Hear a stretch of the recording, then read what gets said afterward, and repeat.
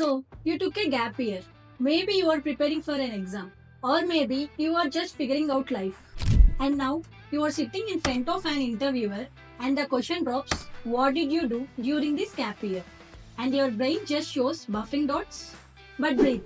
Today I am going to show you exactly how to talk about your gap year in interviews without sounding nervous or guilty. Let's be real. Most of us don't follow a straight line from college to career. Life happens, confusion happens, competitive exams happen, and sometimes burnout hits harder than your laptop after a Chrome update. The first thing to understand is this: interviewers don't hate gap years. What they hate is uncertainty. But if you come in with confidence and a clear explanations, you are golden. Because the gap itself, it's not the issue. It's what you did with it and how you frame it. To make it easier, I have grouped gap years into 5 common categories with simple, confident ways to explain each one in interviews. First one, the exam preparation gap. Let's start with the classic one, exam preparation. Suppose you spent your gap year preparing for government exams. That's not a red flag, it's a sign of discipline. You are chasing a goal and maybe you changed your path. That's okay. You can say something like this. During that time, I prepared seriously for competitive exams and I also explored my interest in tech through online courses. Over the time, I realized my passion leaned more towards development and software. So I shifted gears and committed to building skills in that area. You sound focused, adaptable, and most importantly, mature. If nothing else, you mastered the art of surviving long hours with zero social life. Welcome to Developer World. Second one, the personal responsibility gap. Now let's talk about the gap that comes from life responsibilities.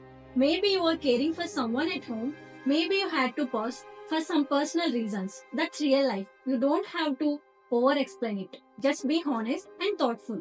For example, I had to take time off for a family responsibility, which gave me a different kind of learning. During that time, I stayed connected to tech through self-paced learning, and once things stabilized, I doubled down on improving my skills to re-enter the job market stronger. That's called being human, not a robot. And if recruiters wanted robots, they would hire ChatGPT full-time. Third one, the confusion phase. Now for the one almost everyone secretly relates to, the confusion gap. You finished your degree, looked at your life and went, now what? We all have been there. Don't act like you had a life plan tattooed on your arm since day one. Just say it how it is, but with direction. Something like after graduation, I took time to explore different career paths. I tried short courses, attended workshops, and eventually found that software development was something I genuinely enjoyed. That's when I focused on building a project portfolio and upskilling. See, you have turned the Netflix goal phase of your life into a strategic pivot. Well played. Fourth, the gap when you did nothing. This is the most honest one. You didn't do much at first, maybe drifted, maybe chilled too hard, but later you turned things around. Framing it this way makes it feel relatable and responsible. The gap here, it's not a gap in your ability. It's just a pause in the timeline. But if you used it well, even just to reflect, learn, or heal, it matters. Be honest, but don't glorify the laziness. Frame it as a wake-up call. Something like, to be honest, I was not very productive at first, but that space gave me the time to really think about where I was heading. Once I realized I needed a direction, I took action, joined a course, built projects, and started preparing for interviews like this one. Let me give you a little industry secret. Every HR, every hiring manager, they are not just looking for someone who followed the rules. They are looking for someone who knows how to bounce back.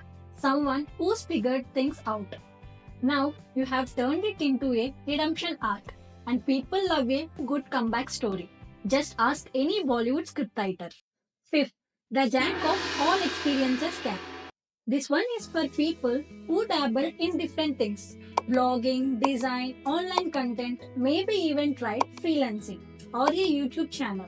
It's not about random activities. You will explore your quest. Showcase your ability to take initiative, your curiosity and transferable skills. Maybe your blog taught you how to research. Maybe your design work gave you an eye for detail. Link it back to how it helps you in your development journey.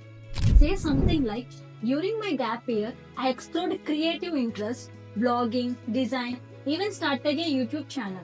Along the way, I picked up my skills in communication, problem solving, and working independently. Eventually, I realized tech was where I wanted to grow, and I have been focused there ever since. At the end of the day, your gap year is part of your story. Don't erase it, own it, tell it with pride. Whether it was messy, motivated, or mixed, it shows you are human. And trust me, interviewers are more expressed by self awareness than by a perfect resume. Hit the like button if you have a gap year story, share it in the comments, and don't forget to subscribe.